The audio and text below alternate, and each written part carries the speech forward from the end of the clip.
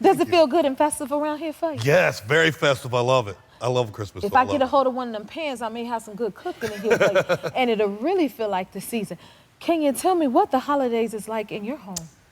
You know, I got 3 kids, so they were growing up. It was all about the kids. Yeah. It was all about everything. Me growing up, it was, it's all about family and the kids, and that's what it's still about today, even though they're grown now, but it's still all about them. I can't imagine that. Yeah, baby, because that's what it is about the babies. Is this your baby right here? That's my oldest daughter right there, Carrie. Yes. How old are they? She's 28 now. Oh my goodness. Is she the youngest? She's the oldest. She's the oldest. That's Danny. She's 22. She's my middle daughter. She just graduated NYU last year. Oh my.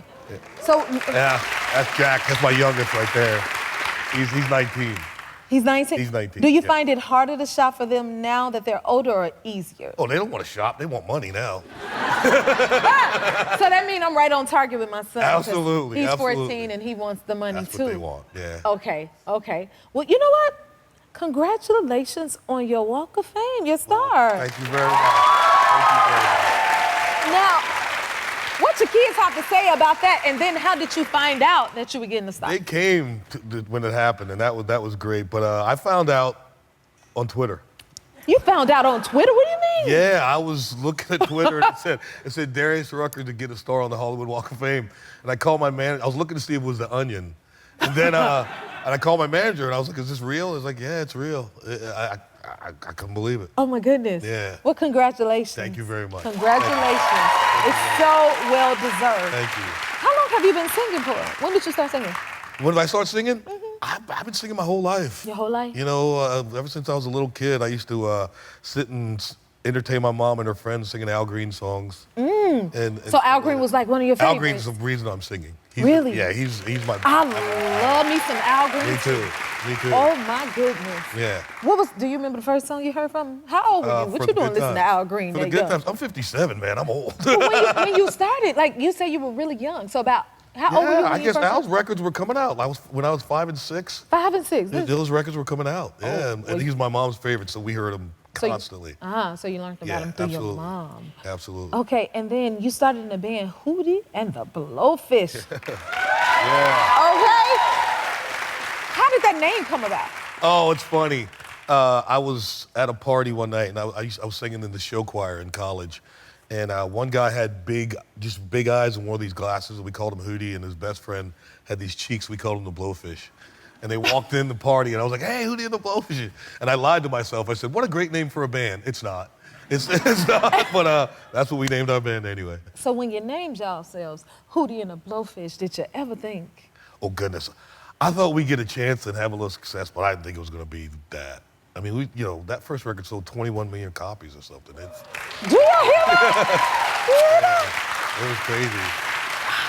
Yeah, it was crazy. Oh my goodness. And you're going on tour soon? Yeah, it's the 30th anniversary of Cracked Review next year. Oh my goodness. And so we're gonna go out and we haven't toured in years. We've only toured like twice in the last 17, 20 years, so we're gonna go out and see what happens this year. Do you love touring? I love touring. I love playing music live. It's the best thing in the world. It's nothing like live music. Nothing like it.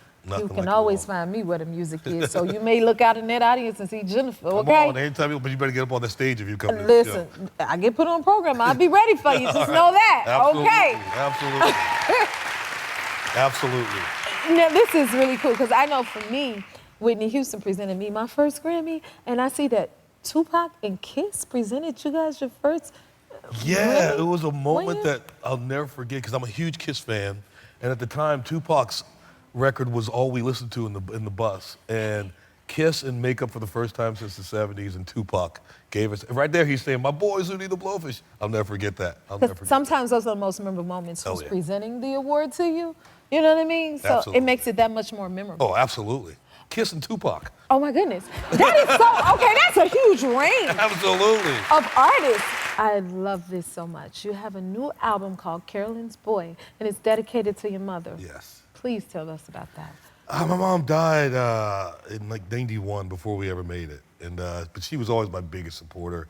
She was always, you know how it is, I'm singing country music and rock and roll around the house, and my cousins are coming in going, why are you singing that white boy music? My mom was always the one to beat them up and let them know that I could listen to whatever I wanted to listen to. So I was in the studio, and I was having a bad day, a bad mental health day, and I thought to myself, at the end of the day, I'm just my mama's boy. And right there, I decided I was going to name it Carolyns Boy and use that picture of my mom. She's 25 in that picture. Wow. I think I was born the year she took this picture, but I just love her. I totally Yeah. understand. Absolutely. Can I show you? Here's my favorite picture of my mom right there, and she was 19 years old. Right there, oh, beautiful. And I always Absolutely. wanted, you're inspiring me because I always wanted to name one of my albums, at least maybe my next album, and call it Doll's Doll, because we called her Doll. So seeing this inspires me, and I want to say, I know they never leave you, like Never. your parents, your mothers, they're with you, you know, I mean. All the time. I think about her every day. Yes. Every day. I totally can relate, so I think that is so amazing. Well, thank you very and much. beautiful that you're dedicating it to your mother. And I know she's super proud of you. What do you think she would say with all your success today? Oh, she would have called everybody she knew. She was so proud of me before we ever made it. So I always say, if she'd been around to see all that, she would have just been so proud. And her house would have been a lot bigger than mine. Yeah, for sure. I love that. I totally agree. Was she musical at all? Oh, my mom could sing. I used to go sneak in our living room. Our living room connected to our kitchen. And I would sneak in our living room and sit on the couch and listen to her sing. She was light years better than me. Yeah, she was an amazing singer. Oh my goodness. Yeah. Well, you're a special tribute to her with everything that you've done. With your music, and to dedicate that to her, it touches my heart. Thank you very much. So I understand that.